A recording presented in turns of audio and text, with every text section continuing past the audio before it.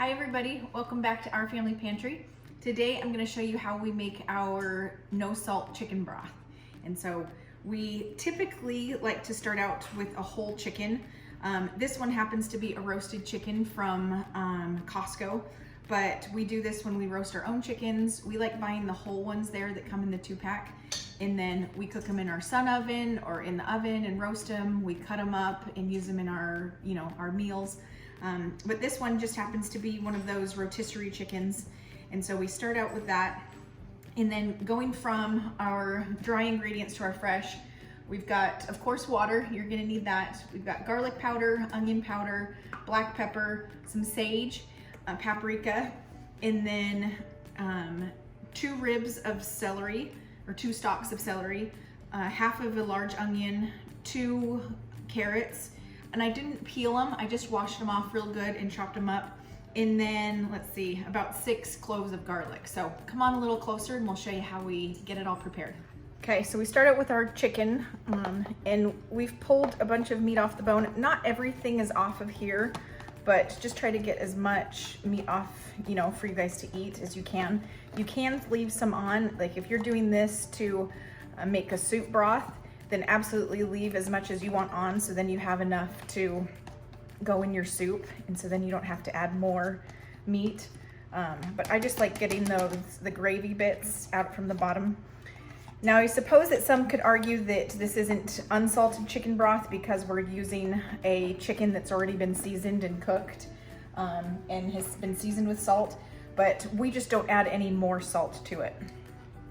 And so now we're gonna add our half of a chopped onion, carrots, garlic, celery, and now it's time for our dry seasonings. We're gonna go with a teaspoon of black pepper, 2 teaspoons of garlic powder, 2 teaspoons of onion powder, 2 teaspoons of sage, ground sage. This gives it a great flavor and aroma. And then 2 teaspoons of paprika. Now, before we add the water, I'm gonna put this in our crock pot, our slow cooker, so then we don't have to try to carry this with the water in it. So let's go over to my back counter and we'll add our water. All right, so I've got my crock in my pot. So we've got it nestled in there. And now I'm gonna turn it on low and get our water going. Normally I don't measure it. I just fill it until it's full and then kind of mix everything in, but I'll measure it for you.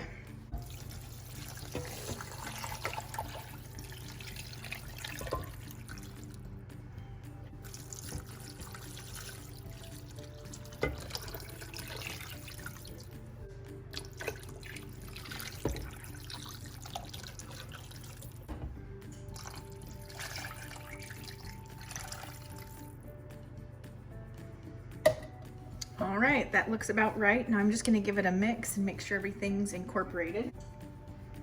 This is your basic broth. And so we've got 16 cups of water in this large crock pot. And then I'm gonna set it on low. And typically I will do this just before I go to bed or after dinner, and then let it cook all night. And so we'll see you in the morning.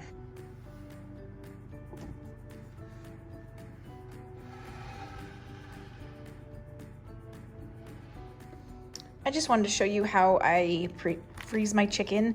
Like if I've got a whole carcass and I don't want to cook it and make broth right away, I'll just put it in a freezer bag and then just label it soup chicken. Or if you have any bones or anything, you can just keep a bag and keep adding to it.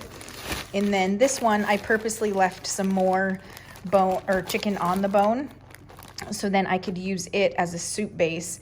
And then once it's done with the broth phase, then I just pull the chicken off of the bone and turn that into a soup. So this is how I do it. If I don't have time to make the broth right away, just throw it in a bag, make sure you label it, and toss it in the freezer. Okay, so here's what our broth looks like the next morning.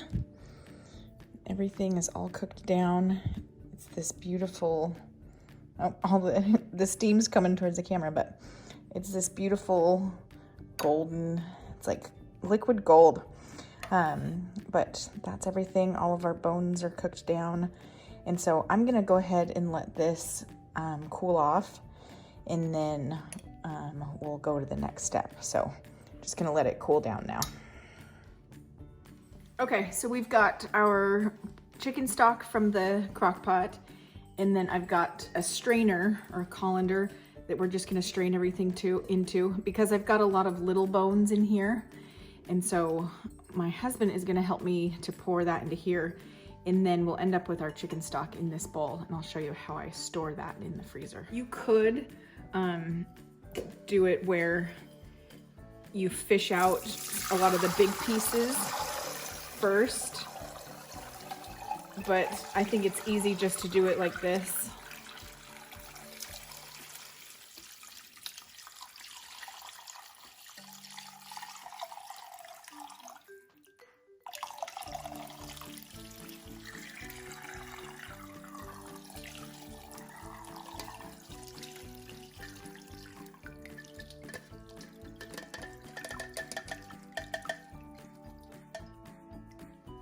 There we go. Thank you. I just wanted to show you for a second how rich and dark that chicken broth is. Like, we've got all of the goodness from all of the chicken and the bones and all of the veggies, and so it looks amazing. Okay, so I've got a couple of gallon Ziploc bags, some freezer bags, and so I'm just going to label them and date it. And so that's how I label it.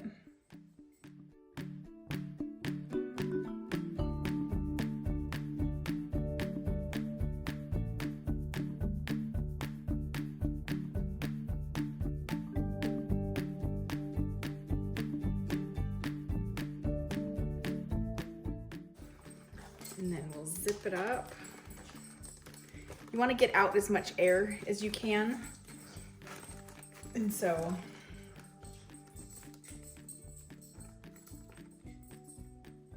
typically I just do this against my torso. Go ahead. So I've got it laying flat, and now I'm going to put 8 cups. So then I know. And typically when I make a soup or something, I typically use about 8 cups for our family. And so this is kind of the perfect amount. You can always add more or less. This is another way in one of these kind of storage containers. This is a 4-cup container. And an advantage of this is that you can freeze this. You just don't want to go past your last line because you want to leave some head space for freezing, for expanding. This is a yellow curry chicken stock that I used for some Thai ramen that we make. But you can totally put it in one of these and then freeze it, or in any freezable container. But these typically tend to be easier to defrost, and not defrost, but to put into like a soup pot whole, like frozen. But the way I do it is I end up freezing these bags in the freezer just flat like this on my freezer rack. And so then it takes up less space, and then I can stack more in a smaller space. And then for me, the defrosting process is a lot faster too. And so that's why I like doing it in the Ziploc bags and then just laying them flat. And then that's gonna total about another 8 cups, which that makes sense because we've added a total of 16 cups of water. And so you can pretty much bank on getting as much chicken stock out of your recipe as you put water in. I just stack them. So I've got the first layer down, and then I just stack my second one on top.